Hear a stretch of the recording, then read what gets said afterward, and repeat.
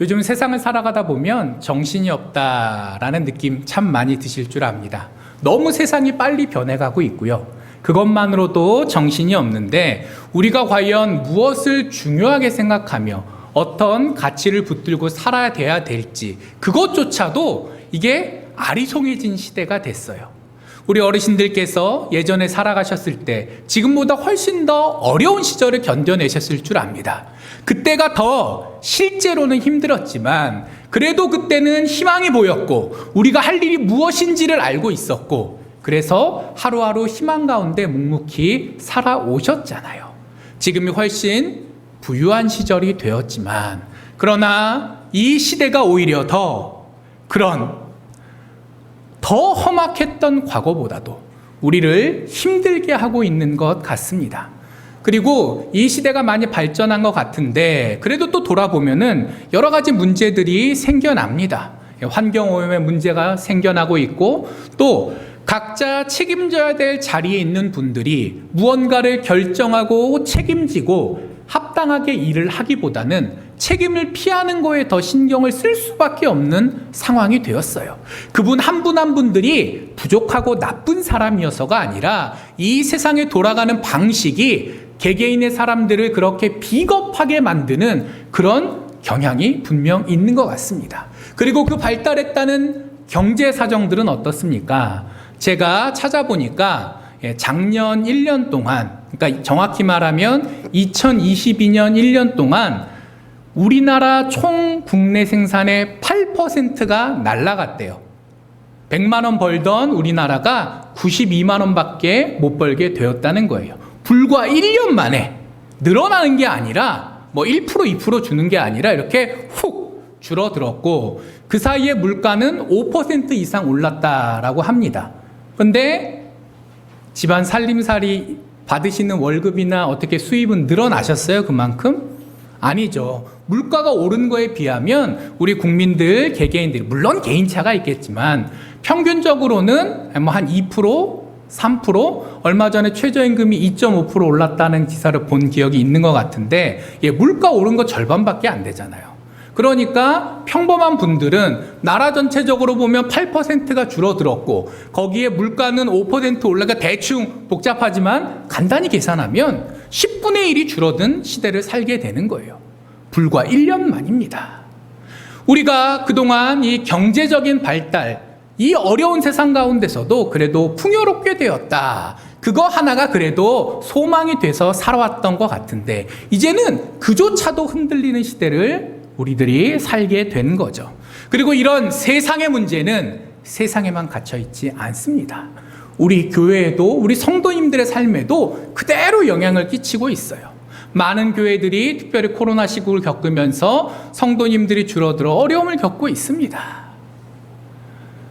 이름 들으면 아실만한 큰 교회라고 해서 사정들이 다르지 않습니다. 정도의 차이는 있지만 모든 교회들이 보편적으로 경제적인, 재정적인 어려움을 겪고 있어요. 그 가운데 갈등과 분열은 점점 심해져 가고 또 책임을 져야 하는 분들이 책임지는 것이 두려워질 수밖에 없는 상황들 교회 내에서도 여전히 드러납니다. 예전에는 목사님이 기도하시면서 우리 장로님들께서 기도하시면서 험난한 여정들을 헤쳐왔는데 지금은 한 사람의 목사님이 몇 분의 장로님이 감당하기에는 감당해야 될 일들이 너무 커서 이거 도대체 어떻게 해야 되나 낙심할 수밖에 없는 상황들이 교회에 가득하죠. 그리고 그런 상황 가운데 우리가 즐겁고 힘차게 살아가기보다는 서로를 위로하기에 급급한 그런 어려운 시대를 살아가고 있습니다. 자, 여기까지만 들으면 참 슬프죠. 부인할 수 없는 현실인 것도 슬프고 그것들에 대해서 하나님께서 해결해 주실 것입니다 라고 쉽게 얘기할 수 없는 나 자신의 부족한 믿음도 슬프고 그리고 무언가 내가 오늘 당장 이것만 하고 내일 저거를 하고 그래도 어려운 상황이어도 할 걸 분명히 알기라도 한다면 내가 뭔가를 해볼 텐데 그조차도 확실하지 않기 때문에 막막해서 또 슬프기도 합니다. 자, 그런데 성경을 보면 그 힘들고 어려운 기독교인의 삶이라는 것이 이 시대 우리들에게만 주어진 것이 아니라 하나님께서 우리에게만 너무하시는 것이 아니라 어떻게 생각하면 그런 고민과 그런 어려움들이 너무나도 당연한 것이다 라는 것을 발견할 수 있어요. 자, 모세 한번 기억해 보시죠. 자, 모세가 살던 환경이 어떻게 변했습니까? 태어나자마자 버림받았다가 왕자가 됐다가 살인자가 돼서 도망을 갔다가 다시 하나님을 만나서 민족의 지도자가 됐다가 그의 인생은 휙휙 급격히 바뀌는 과정 속에서 살았습니다. 그래서 왕자로 살다가 광야로 갔을 때 나는 도대체 어떻게 살아야 되나 답답해했고, 반면에 광야에서 이제 적응할 때쯤 하나님께서 나타나셔서 애굽 땅으로 돌아가 나를 대신하여 이스라엘 백성들을 이끌어내라 명령하셨을 때, 자, 우리 목사님 전도사님들도 많이 계시는데 모세가 어떻게 했죠? 감사합니다 했나요? 아니, 그렇지 않습니다. 구질구질하게 굴다가 결론만 간단히 말씀드리면, 하나님 저한테 왜 이러세요? 저 이제 다 늙었고요. 저 다 지쳤고요. 그냥 여기서 그냥 늙어 죽게 놔두세요. 정확한 성경의 내용이 이렇게 되어 있지는 않지만 그런 맥락에서 모세가 하나님을 붙들고 하소연하는 장면이 나옵니다. 자, 그리고 모세가 그 고생을 통해서 결국 지도자가 돼서 이스라엘 백성들을 끌고 나왔을 때, 그래서 호렙산에 십계명 돌판을 받으러 올라갔을 때 무슨 일이 있었죠? 자, 우리 뒤에 있는 우리 아이들도 다 알만한 내용이에요. 자, 금송아지를 이스라엘 백성들이 만들어서 거기서 난리를 치고 있었어요. 모세가 얼마나 화가 났던지 하나님께서 직접 주신 그 돌판 2개를 땅바닥에 내 동댕이 쳐 깨버렸다라는 이야기가 성경에 있을 만큼 모세 입장에서 얼마나 황당했겠어요. 얼마나 당황스러웠겠어요. 근데 그게 모세의 인생이었다는 거죠. 그리고 결국 우리 아까 예배 드릴 때 모세가 결국 가나안 땅에 들어갈 수 없었다라는 것도 잠시 우리가 들었었는데, 그리고 그 와중에 그 고생을 다 했는데 모세 입장에서는 가나안 땅 들어가고 싶었겠어요? 안 들어가고 싶었겠어요? 내가 여태까지 고생한 게 있는데 당연히 내 생전의 결실을 눈으로 보고 싶은 게 사람의 당연한 욕심 아닙니까? 근데 하나님께서는 그것까지도 허락해 주지 않으셨습니다. 이스라엘 백성들이 가장 존경하는 사람 중에 한 명이 모세라고 하는데, 근데 그 모세조차도 인생을 보면 온갖 풍파 속에서 살았습니다. 자, 신약을 보면 바울은 어떻습니까? 그는 예수님을 적대하다가 다메섹 도상에서 예수님을 만나 그 삶이 뒤집어진 경험을 한 사람이에요. 그 전에 친하게 지냈던 사람들이 이제 원수가 되었습니다. 예전에 나를 칭찬하던 사람들이 이제 나를 손가락질합니다. 그리고 반면에 내가 예전에 잡아 가두고 죽이려 했던 사람들은 나를 여전히 미워합니다. 바울 입장에서는 차라리 예수님 만나기 전에 그래도 그 유대교 라인을 타고 잘 살 때가 인간적으로는 더 행복했을지도 몰라요. 분명한 미래가 보였고 내가 노력한 만큼 결실이 있었고, 물론 식민지 백성으로서의 서름도 있었겠지만 어쨌든 로마 시민으로서 그래도 먹고 살만 했단 말이에요. 그런데 오히려 예수님을 만나 참 신앙인이 되고 나니까 그의 이후의 인생 역정, 제가 굳이 다 말씀드리지 않아도 다 알고 계시잖아요. 얼마나 많이 고생했습니까? 물론 그랬기 때문에 우리가 모세와 바울의 이름을 기억하고 그들을 위대한 믿음의 스승으로 인정하며 그분들을 본받기 위해 지금도 우리가 노력하고 있게 되었지만, 인간적으로만 살펴보면 그분들이 과연 편안했을까요? 전혀 그렇지 않습니다. 자, 그리고 오늘 본문에 등장했던 엘리야, 이 모세와 바울보다 또 성경에 등장하는 수많은 믿음의 선배들보다 어떻게 생각하면 가장 힘들고 어려운 그런 인생을 살았던 선지자가 아닐까 합니다.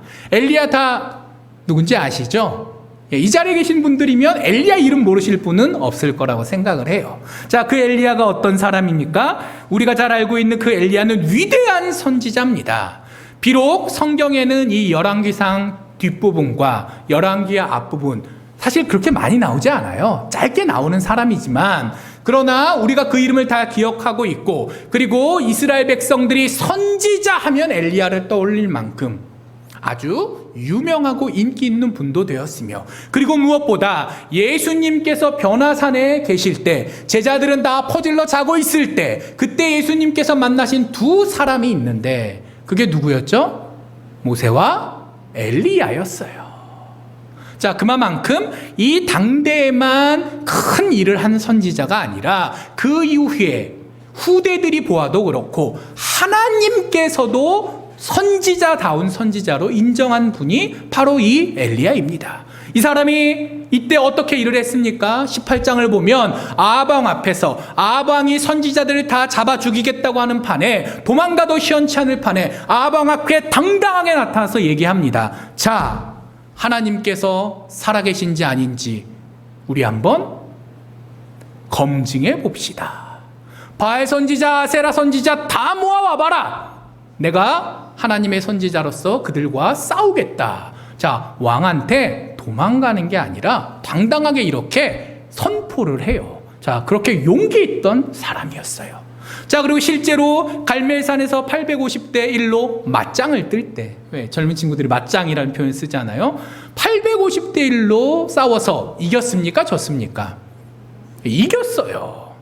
물론 본인이 잘나서 이긴 건 아니에요. 하나님께서 이기도록 해주셨으니까 850대 1로 이겼지만, 그러나 반면에 인간적인 측면에서 보면 수많은 믿음의 사람들이 있었을 거고 또 수많은 선지자들이 있었을 텐데, 하나님께서 굳이 이 엘리야를 통해서 그 놀라운 역사를 일으키신 것은 하나님께서 보시기에도 이분이 그만큼 인정할 만한 종이었기 때문 아니었겠습니까? 자, 그리고 그 850대 1을 이긴 걸로 끝나지 않습니다. 그 다음에 아방한테, 원래 그 850대 1이 가뭄 때문에 벌어진 일이라는 거는 기억하실까요? 그때 이스라엘 땅에 가뭄이 다 들어가지고 다 지금 죽을 판인데, 그래서 그 850대 1의 내용이 그거잖아요. 불이 어떻게 내려오나 보자. 그리고 불을 내리신 분이 참 신이니 그분이 이 가뭄의 문제도 해결해 주시지 않겠느냐. 자, 그런 지금 차원에서 일이 벌어진 거란 말이에요. 딱 이 850대 1이 끝나자마자 하나님께서 엘리야의 기도에 응답하셔서 비도 내려주시고, 나라 입장에서는 그 비가 온 게 더 큰 기적이에요. 850대 1보다. 그리고 그 아방이 마차를, 그 병거를 타고 그 비 소식을 듣고 수도로 돌아가는 것보다 병거를 타고 달리는 것보다 더 빨리 뛰어서 수도에 도착하는 소소한 기적까지, 기적으로 시작해서 계속 기적 가운데 살아간 위대한 선지자입니다. 또 그 누구보다도 큰 승리를 경험해 보았던 그런 분이에요. 자, 그런 그가 오늘 19장에 도착하니까 어떻게 됩니까? 초라한 패배자의 모습으로 너무나도 빨리 변해버립니다. 18장에서 19장, 원래 성경이라는 게 한 장 넘어갈 때 막 몇십 년, 몇백 년도 지나갈 수 있는 거잖아요. 그거는 사실 잘 봐야 되는 거잖아요. 근데 이 열왕기상 18장과 19장은 시간 차이가 거의 없어요. 바로 이어지는 내용이라고 이해하셔도 됩니다. 그러니까 오늘 잔뜩 쫄아서 위축되어 있는 이 엘리야는 어제, 그제, 적어도 며칠 전쯤에 그 위대한 승리를 경험했던 그 대단한 사람이었다는 거예요. 그래서 자신감이 넘쳐가지고 당당히 왕보다 앞서 수도로 돌아왔더니, 그게 18장 마지막 부분인데 19장 1절에 아합이 뒤따라 들어와서 자기 부인 이세벨한테 얘기했다는 거예요. 와, 엘리야 짱. 엘리야가 이렇게 했어. 850대 1로 이겼고 엘리야가 기도하니까 비도 왔어. 왕도 나름 책임감이 있을 거잖아요. 우리가 아는 아합 왕은 상 나쁜 놈이라고 생각하시겠지만, 그래도 그 사람도 나름 왕으로서 어떻게 나라를 경영하기 위해서 노력하고 고민했던 사람이에요. 부족한 사람이지만 무슨 막장은 아니었단 말이에요. 이 가뭄 때문에 고민하고 있었던 왕인데 이제 기쁜 거예요. 중간에 내가 체면도 좀 깎이고 싫은 소리도 좀 들었지만 결국 왕으로서 제일 고민했던 이 가뭄의 문제가 해결됐기 때문에 부인한테 쫄랑쫄랑 가서 기쁜 마음으로 얘기합니다. 우와, 이런 일이 있었어. 그러자 이세벨이 화를 내면서 엘리야한테 내가 너 가만두지 않겠다라고 편지를 보냈고, 그 편지를 보자마자 이 대단했던 엘리야가 삽시간에 다른 사람이 돼서 19장 우리가 읽지 않은 그 앞부분을 보면 쌩 하고 도망을 갔다는 거예요. 자, 이 엘리야는 북이스라엘 왕국에서 일하던 선지자였어요. 자, 우리나라랑 비교하면, 자, 남한 사람이에요? 북한 사람이에요? 북한 사람이에요. 근데 이 사람이 북한에서 도망가려면 어디로 도망가야 될 것 같으세요? 자, 남한으로 내려오던가 아니면 중국으로 도망가던가. 그렇잖아요. 근데 이 사람은, 자, 남쪽 유다 왕국으로 내려온 걸로도 모자라서 유다 왕국의 지배가 미치지 않는 광야, 부엘세바 그 남쪽의 광야로까지 도망옵니다. 자, 이 얘기는 뭐냐면 우리나라로 치면 북한 사람이 남한까지 도망온 것도 아니고 저기 제주도 거쳐 마라도까지 지금 도망가 있는 상황인 거예요. 더 이상 도망갈 데도 없어요. 사막 한가운데 갇혀서.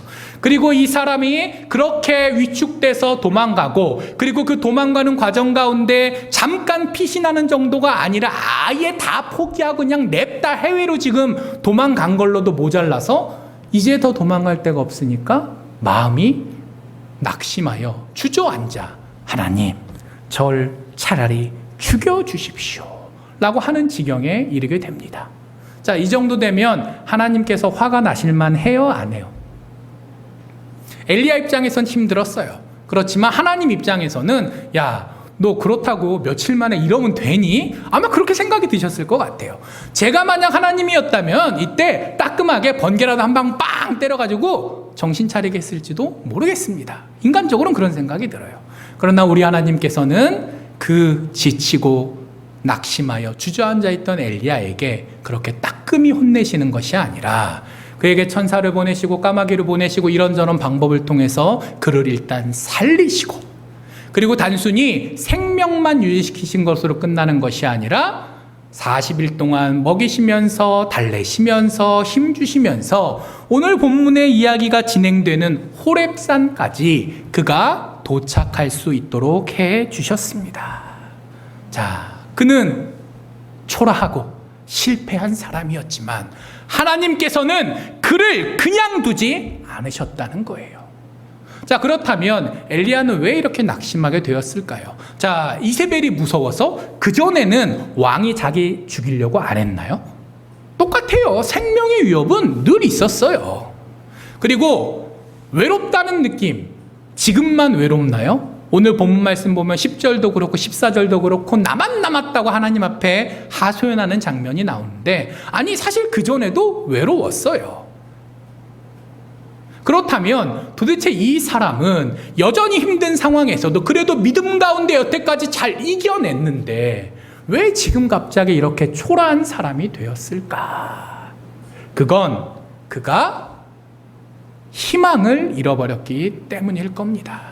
엘리야는 이렇게 생각했을 거예요. 저 나쁜 아합, 저 나쁜 이세벨, 저 부족한 믿음 없는 이스라엘의 평범한 백성들, 그러나 하나님께서 살아계시고 하나님께서 역사하시고 특별히 나를 통해서 큰 일을 보여주신다면, 기적을 베풀어 주신다면 모든 상황이 한꺼번에 해결될 거라고 믿었던 것 같아요. 갈멜산에서 850대 1로 이겼을 때 이제 드디어 그때가 왔구나. 비가 내렸을 때 이제는 사람들조차도 하나님을 인정할 수밖에 없고 하나님의 종인 나를 인정할 수밖에 없겠구나. 이제 고생 끝 행복 시작이겠구나 라고 기대가 막 부풀었는데 현실은 전혀 바뀐 게 없는 거죠. 그리고 그나마 아합 왕은 어쨌든 간에 이스라엘 사람이잖아요. 어릴 때부터 신앙 교육을 받고 커온 사람이잖아요. 인간의 욕심과 여러 가지 정치적인 이유 때문에 이 사람이 믿음이 타락했다고는 하지만 아예 개념이 없는 사람은 아니었단 말이에요. 근데 이세벨은 아예 처음부터 두로 사람, 시돈 사람, 그러니까 더 북쪽에 있는 나라 공주였고 딴 나라 사람이었고, 이 여자는 태생부터 하나님을 모르고 우상 숭배를 했던 사람이었으며, 그리고 남편이 지금 갑일까요? 아합 왕의 갑일까요? 이세벨이 갑일까요? 백성들이 볼 때는 왕이 대장인 것 같을 수 있지만 사실은 부인한테 꽉 잡혀 사는 그런 신세였거든요. 그러니까 이세벨이 더 막무가내고 더 독하고 더 힘도 센 사람이었어요. 근데 아합 왕의 손에서 이제 벗어났나 했더니 예전보다 나아졌어요? 지금 더 힘들어졌어요? 이 엘리야가 생각할 때는 내가 이렇게 열심히 해서 큰 성취도 맛보았는데 그래봐야 달라진 건 별로 없고, 아니 심지어는 더 어려워졌다라는 생각이 드니까 인간적으로 생각하면 충분히 이렇게 낙심할 수밖에 없었을 것 같습니다. 아마 이 사람은 무력감을 느꼈을 거예요. 내가 도대체 무엇을 어떻게 한들 이 험악한 현실을 바꿀 수 있겠는가, 낙심하고 좌절할 수밖에 없었을 겁니다. 그리고 그 모습이 어떻게 생각하면 이 시대를 살아가는 우리의 모습일도 할 것 같아요. 하나님을 믿으십니까? 이러시면 안 되는데요. 하나님을 믿으십니까? 예, 우리는 하나님을 믿어요. 엘리야처럼. 자, 하나님께서 우리를 사랑하시고 우리를 붙드시고 계신다고 믿으십니까? 엘리야도 믿었을 겁니다. 그러니까 그 험악한 생활을 버텨낼 수 있을 거죠. 하나님께서 놀라운 역사를 하신다고 믿으십니까? 엘리야도 그렇게 믿었습니다. 그리고 그래서 그 어려운 일들을 감당할 수 있었습니다. 하지만 늘 우리의 기대처럼, 우리의 바람처럼, 우리의 생각처럼 하나님께서 일하시지는 않으신다라는 것까지는 아직 엘리야가 제대로 이해하지 못했던 것 같아요. 그래서 그는 자기의 믿음으로 자기가 아는 만큼 그 가운데 최선을 다했지만 오늘 이렇게 초라한 패배자의 모습으로 주저앉을 수밖에 없었습니다. 하지만 하나님께서는 그를 포기하지 않으시고 버리지 않으시고 붙들고 지탱해 주십니다. 먼저 하나님께서는 엘리야를 만나 주셨어요. 4절의 로뎀나무 밑에서는 엘리야가 하나님을 불렀습니다. 저 좀 죽여 주십시오. 그러나 오늘 본문을 보면 엘리야가 하나님을 불렀다라는 식의 구절이 없어요. 엘리야가 그 굴에 들어가서 그냥 머물고 있어요. 얼마나 지쳤겠어요. 얼마나 낙심했겠어요. 정말 힘들고 어려울 때는 기도도 안 되잖아요, 솔직히. 엘리야의 마음이 그 상태였기 때문에 주저앉아 있을 때 하나님께서 그 굴로 엘리야를 찾아오셨습니다. 엘리야가 낙심했지만, 그래서 엘리야가 포기했지만 하나님께서 주셨던 그 소명의 자리를 내동댕이 치고 북이스라엘에서 힘들고 어려워도 계속 선지자의 삶을 살았어야 될 그가 잠깐 남유다도 아니고 여기까지 도망왔음에도 불구하고 하나님께서는 그의 가치를 인정해 주시는 거예요. 자, 보통 살면서 누구를 만나세요? 내가 필요한 사람을 만납니다. 은행에 일 보러 가실 때 은행원 창구 직원 보시잖아요. 내가 모르는 사이지만 왜 가죠? 내가 아쉬운 일이 있으니까. 또 어떤 사람을 만납니까? 내가 그 만날 만한 가치가 있다고 인정하는 사람을 만나요. 왜 아이들이 연예인 쫓아다닙니까? 연예인 얼굴 한번 본다고 내 인생이 뭐 달라지나요? 아니잖아요. 아닌 거 다 알잖아요. 애들도 알아요. 그래도 연예인 얼굴 한번 보려고, 요즘 아이들은 솔직히 어떤지 모르겠습니다. 제 나이 또래 때는 저기 무슨 핑클, SES, 기억도 가물가물한 지금 이제 40대 넘어간 그 친구들을 보겠다고 부산에서 대구에서 엄마 몰래 차 타고 올라오는 친구들도 많이 있었어요. 왜? 내가 그 가치를 인정할 수 있으니까. 그리고 어쩔 수 없이 가족이나 친구들이나 이웃들이나 살다 보니 볼 수밖에 없게 된 사람들, 그렇게 우리가 만나게 되죠. 자, 그럼 하나님께서 왜 엘리야를 만나셨을까요? 어쩔 수 없이 볼 수밖에 없는 가족 같은 존재여서? 그건 아마 아닐 겁니다. 자, 엘리야한테 뭔가 아쉬운 게 있어서 내가 부탁하고 내 이득을 이렇게 하실 게 있어서요? 그것도 아닌 것 같습니다. 자, 그럼 하나님께서는 왜 오늘 엘리야를 찾아오셨을까요? 엘리야 본인은 자기는 아무것도 할 수 없다. 이제 실패한 인생이다. 나는 다 끝났다. 스스로도 스스로의 가치를 부정하고 있었지만 하나님께서는 그가 여전히 소중한 존재임을, 하나님께 선택되고 하나님의 사랑을 받는 존재임을 인정하셨기 때문에 그에게 다가가셨습니다. 자, 그리고 그저 만나주신 걸로 끝나지 않습니다. 하나님께서는 이 실패한 엘리야를 위로하시고 또 그 엘리야의 사정들을 이해하시고 위로해 주십니다. 그 엘리야 대단했던 승리를 했던 사람입니다. 하지만 이렇게 어려움을 겪기도 했죠. 그지만 그 가운데서도 또 놀라운 게 하나님께서 지쳐 쓰러져 널브러져 있는데 호렙산으로 가라라고 하시니까 40일, 평안한 길 아니잖아요. 사막길이잖아요. 쫄랑쫄랑 갑니다. 자, 이 상황에서도 그런 믿음을 가진 사람이에요. 자, 그리고 하나님께서 굴 속에서 얘기하시다가 갑자기 너 나가라, 굴 밖으로 나가라 라고 오늘 본문에 얘기하시는 장면이 있어요. 자, 우리 성도님들 같으시면 나가시겠어요? 안 나가시겠어요? 이미 힘들어 죽겠는데 여기 드러넣어 있는데, 아니 말씀하실 거면 그냥 이 자리에서 얘기하시면 되는데 뭘 또 굳이 나가서 서라고.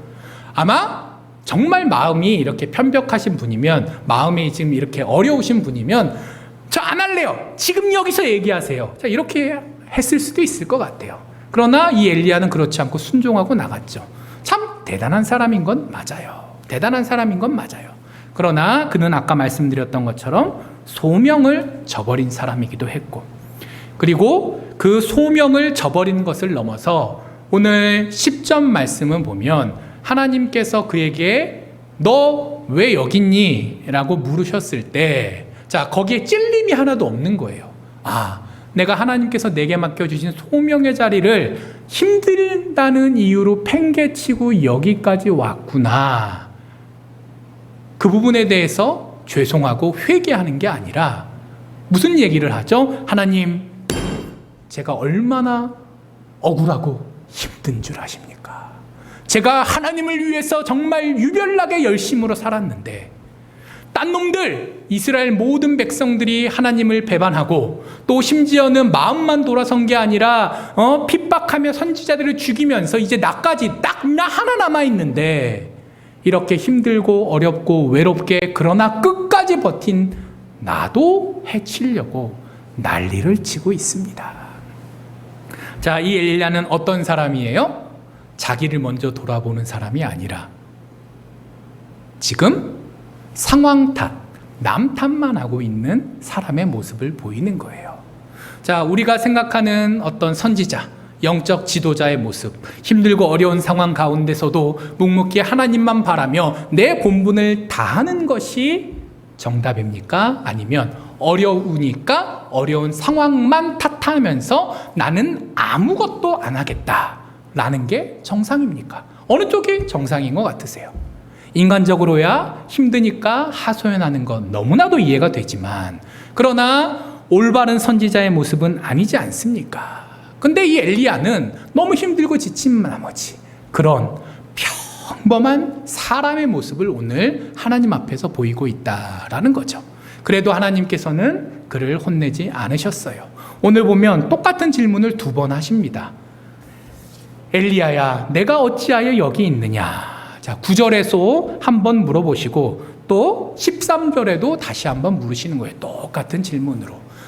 하나님께서는 엘리야한테 이런 뜻으로 얘기하셨을 거예요. 너 여기 왜 있니? 혼내시려고 아마 물어보셨을 것 같아요. 자, 근데 엘리야는 지금 자기가 무슨 상황인지 몰라요. 그러니까 하소연만 합니다. 하나님께서 보실 때 에이구 쯧쯧 하실 수밖에 없는 상황일 거예요. 근데 혼내지 않으시고 어떻게 하신다고요? 다시 기회를 주시는 거예요. 야, 네가 너무 힘들겠구나. 그래, 힘들지. 하지만 힘든 건 힘든 거고 그래도 더 중요한 거를 볼 수 있어야 되지 않겠니? 그래서 굴 밖으로 꺼내십니다. 그러고 산에 서라고 얘기하십니다. 그러고 여러 가지 것을 보여주신 다음에 다시 물으십니다. 넌 여기 왜 있니?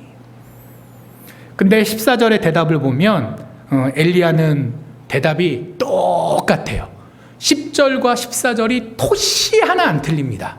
자, 성경에 비슷한 말씀은 꽤 많은 것 같아도 이렇게 토시 하나 안 틀리고 똑같은 절은 찾아보기가 힘든데요. 엘리야가 고스란히 그대로 얘기하는 거예요. 하나님께서 다시 기회를 주셨고, 하나님께서 기회만 주신 것이 아니라 산 위에 세워놓으시고 그 놀라운 바람과 지진과 불과 뭔가 이렇게 대단한 걸 보여주시기도 하시고, 그리고 그걸로 끝난 것이 아니라 그 가운데서 하나님의 음성이 들리는 것이 아니라 세미한 음성으로 하나님께서 말씀하시는 것을 이 엘리야가 듣게까지 하셨는데, 여러 방법으로 기회를 주셨는데 이 엘리야는 여전히 내 사정만 중요해요. 근데 하나님께서 어떠신다고요? 오늘 끝부분 절까지 읽었을 때 그래서 엘리야 혼내셨다라는 구절이 있나요, 없나요? 없습니다. 없어요. 엘리야 입장에서는 딱한 상황이지만 그러나 그가 본분을 지키지 못했다는 것도 사실일 텐데, 하나님께서는 법을, 원칙을, 하나님의 뜻을 사람에게 강요하시기보다 그것들을 깨우쳐 주시면서도 그 사람의 어렵고 힘든 사정들과 연약함들을 다 이해해 주시면서 어루만지시더라라는 거죠. 자, 그리고 우리 하나님께서는 그걸로도 끝내지 않으십니다. 힘들고 어려운 사람 만나주시고 그를 위로하시는 것으로 끝나는 것이 아니라, 거기까지만 하면 그 사람은 그 자리에 계속 주저앉아 있을 거잖아요. 그 사람의 인생이 변화되지는 않을 거잖아요. 그래서 하나님께서는 이제 어떻게까지 하시냐? 이 엘리야를 다시 세우십니다. 그가 하나님과 어떤 관계를 가지는지 재확인하게 하시기 위해서 엘리야를 꺼내서 산 위에 서게 하십니다. 자, 하나님께서 혹시 왜 그 로뎀나무 밑에서 지쳐 쓰러진 엘리야랑 얘기하셔도 충분했을 텐데 굳이 40일 더 고생시키시면서 호렙산까지 끌고 오셨을까? 혹시 그게 궁금하신 분은 안 계실까요? 만약 그 부분까지 궁금하셨다면 정말 성경을 깊이 묵상하신 분인데, 자, 하나님께서 괜히 여기까지 데리고 오신 게 아니라는 거예요. 엘리야 입장에서는 이유도 모르겠고 그냥 생고생밖에 한 것 같지 않은데, 하나님께서 굳이 이 호렙산에 그를 끌고 오신 이유는 바로 그 산에서 하나님께서 이스라엘의 하나님이 되셨다라는 것을 엘리야가 기억하게 하시기 위함입니다. 그리고 그 선대들과 하셨던 그 언약이 모든 이스라엘 백성들이 배신한 것 같아서, 그래서 다 산산이 깨진 것 같아도 여전히 하나님께서는 그 언약을 붙들고 계시고, 내 앞에 서 있는 엘리야 바로 네가 지금 이 시대의 그 언약의 당사자라는 것을 다시 한번 그를 그 호렙산에 세우시면서, 그리고 그 앞에서 많은 것들을 보여주시면서 그에게 확인시키시는 거예요. 출애굽기 때 모세가 호렙산에 올라가서 이 지진과 불을 동일하게 경험했습니다. 하나님께서 어떻게 역사하시는지를 보여주는 하나의 예시로서 모세한테 이 놀라운 광경들을 보여주셨어요. 그리고 엘리야 정도 되는 사람이면 모세 때 하나님께서 어떻게 하셨는지 알까요? 모를까요? 다 알고 있겠죠. 근데 하나님께서는 거기서 한 발 더 나아가십니다. 네가 모세와 수많은 역사를 보면서 하나님께서 기적을 통해서 뭔가 대단한 일을 통해서만 일하시는 분이다 라고 착각하는 것 같은데, 정작 하나님께서는 오늘 엘리야에게 어떻게 음성을 들려주셨다고요? 그 놀라운 광경들이 아니라 세미한 음성 속에서. 자, 그 세미한 음성이라는 게 무엇을 의미할까요? 그것은 우리가 잘 느낄 수 없고 잘 알아채지 못하더라도 하나님께서는 여전히 우리를 바라보고 계시고 우리에게 말씀하고 계시고, 우리가 그걸 알던 모르던 하나님께서는 우리 손을 붙들고 계시다라는 것을 엘리야에게 알게 하게 하시려 그러신 거예요. 엘리야는 수많은 기적들을 체험하면서 그때만 하나님께서 나를 사용하시고 나를 인정하시고 나를 통해 역사하신다. 그런데 그래봐야 바뀌는 게 없구나. 그래서 지금 낙심하고 있는데 하나님께서 오늘 그에게 다시 이렇게 얘기하시는 겁니다. 네가 그렇게 예상하는 방식이 아니어도 하나님께서는 너를 붙드시고 하나님께서는 역사하시며 또 하나님께서는 이 엘리야를 통해 이 세상을 바꿔가실 것이다. 그걸 제발 깨달아라. 이걸 위해서 호렙산까지 부르시고 다시 세우시고 이것저것 보여주신 거예요. 자, 그리고 여기까지만 하면 그렇지, 하나님께서 살아계시지, 하나님께서 나의 하나님이시지. 근데 도대체 난 지금부터 뭘 해야 되지?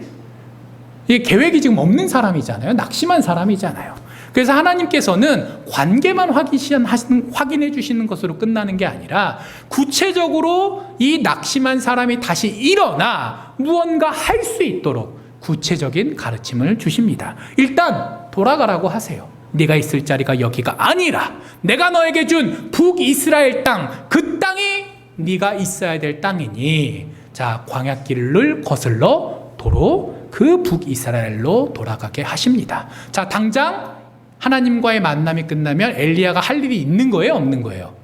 있는 거예요. 짐 싸서 어디로 가야 되는 거예요? 북이스라엘로. 경우에 따라서는 이거 거기까지 언제 가냐 짜증날 수도 있지만, 사실 더 힘든 거는 내가 오늘 뭘 해야 될지 모를 때, 그게 더 사람을 힘들게 하지 않습니까? 해야 될 일이 있는 게 차라리 낫지 않나요?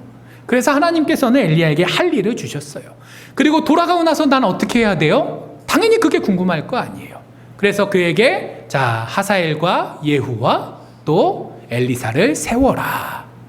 너 혼자 일하려고 하는 것이 아니라 하나님께서는 너만 붙들고 일하시는 분이 아니라 역사를 주관하시는 분이시니 너에게 동역자 엘리사도 주겠고, 개인적으로는 약간 하사엘 같은 경우에는 어떻게 생각하면 나쁜 놈이거든요. 엘리야 입장에서는 얘랑 내가 왜 만나야 되지 할 만한 사람이거든요. 그러나 하나님께서는 그런 나쁜 놈을 통해서도 내가 역사한다라는 거를 엘리야에게 말씀해 주시는 거예요. 그래서 당장 할 일뿐만 아니라 계속해서 해야 될 일까지도 하나님께서 알려주십니다. 그리고 그 할 일만 주시면 또 무거운 짐을 딱 들고 하는 마음이 들 수도 있잖아요. 하나님께서 그래서 그저 일만 던져주신 것이 아니라 거기에 더해서 엘리야의 생존을 책임져 주시고, 그 하나님께서 주신 일들을 감당할 수 있는 능력도 주시겠다고 하시고, 그리고 무엇보다 네가 그렇게 10절 14절에 울부짖었던 것처럼 오직 나만 남았거늘, 그러나 그렇지 않다. 여전히 내가 너와 함께 일할 7,000명의 일꾼들을 남겨놓았노라. 너가 더 이상 혼자가 아니다. 그리고 혼자서 다 짊어맬 필요도 없다. 하나님께서 이끄시는 그 삶 가운데 먼저 너의 삶을 내가 지탱하겠고, 너의 소명을 내가 지탱하겠고, 이 역사를 내가 지탱할 터이니 너는 낙심하지 말고 일어나 걸어라 라고 이야기하십니다. 이 말씀, 그때 낙심에 빠져있는 엘리야에게만 주신 말씀은 아닐 것입니다. 우리 역시 여러 가지 한계 속에서 살아갑니다. 때로는 잘 될 때도 있지만 그거보다는 이 현실의 고통 가운데 낙심할 때가 얼마나 많이 있습니까? 내가 무언가 해보려고 하지만 잘 되지 않고 또 외로움을 느낄 때는 얼마나 많이 있습니까?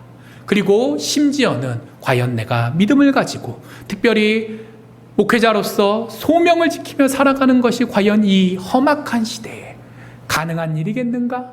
또 가치 있는 일이겠는가? 근원적인 부분까지도 이 세상이 우리를 잡고 흔들지 않습니까?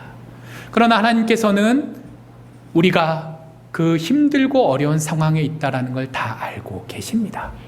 그리고 때로는 그 850대 1의 놀라운 기적과 같은 방법으로도 우리의 삶에 개입하시고, 또 때로는 세미한 음성을 통해서 우리가 바라지 않는, 기대하지 않는 방법일 수도 있겠지만 늘 우리 손을 붙들고 동행하십니다. 하나님께서는 또한 우리가 하나님의 자녀로서 가치 있고 사랑받을 만한 존재임도 인정해 주시고, 또 그 가운데서도 어쩔 수 없이 죄인일 수밖에 없는 우리의 연약한 부분도 다 해량해 주십니다. 우리 하나님께서 그런 분이세요. 나를 지탱해 주시는 분, 내가 잘났거나 못났거나 나를 사랑하시는 분, 그리고 내가 이 땅 가운데 살아가면서 해야 될, 감당해야 할 소명까지도 주시는 분, 그 하나님께서 오늘 우리 성도님들에게 이 엘리야의 이야기를 통해서 말씀하십니다. 내가 너희와 함께 있으니 어려운 현실에 낙심하지 말거라. 그 하나님의 간절한 마음을 마음속 깊이 새길 수 있는 우리가 되었으면 좋겠습니다. 그리고 그 과정 가운데 이 어려운 현실 속에서 내가 이겨낼 수 있음을 믿고, 그러나 동시에 내 능력과 노력으로 되는 것이 아니라 세미한 음성 가운데 나를 붙드시고 인도해 가시는 하나님께서 역사하셔야 가능하시는 것을 믿는 가운데 세상의 방법을 쫓기보다 하나님께 매달리며 기도하며 나아갈 수 있기를 축복합니다. 그럴 수 있는 저와 우리 모든 성도님들 되시기를 우리 주님 이름으로 간절히 축복합니다. 기도하겠습니다. 하나님 감사합니다. 저희들 한 사람 한 사람 부족한 것도 참 많이 있지만, 그러나 하나님께서 사랑하시고 자녀 삼으시고 또한 소명자로 불러주심을 들었습니다.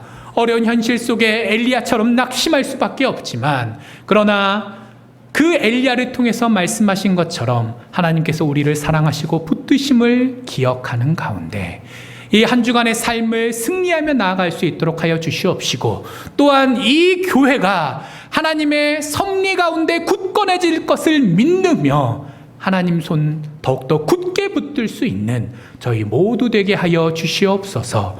감사드립니다. 이 모든 말씀 예수님 이름으로 기도합니다. 아멘.